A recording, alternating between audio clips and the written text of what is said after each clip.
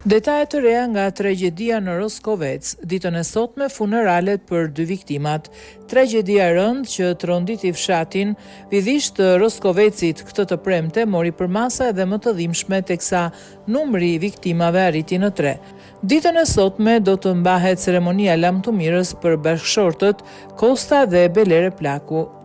Ndërkohë, autoritetet ende nuk kanë vendosur se në cilën orë do të zhvillohen ritet mortore për autorin e krimit të rënd. Laureta Roshi rrëfeu se pati mundësinë të komunikonte me prindrit e Refit Buzit, të cilët po përballen me një tronditje të thellë. Të dy të moshuarit e morën vesh lajmin makabër vetëm pasi efektivët e policisë mbërritën pranë shtëpisë së tyre rreth orës 7:50 të mëngjesit. U paraqita në banesën e autorit dhe pata një bisedë me prindrit e tij, të cilët ishin plotësisht të shkatëruar emocionalisht. Ata pohuan se ngjarja kishte ardhur si një goditje e papritur për ta, pasi e mësuan nga forcat e rendit.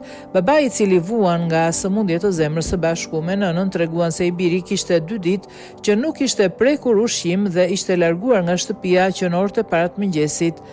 Prindrit e 35 vjeçarit shpjeguan gjithashtu se Refit Buzi po vuante masën e sigurisë arrest në shtëpi pasi dyshohej për shkelje të një urdhri mbrojtje.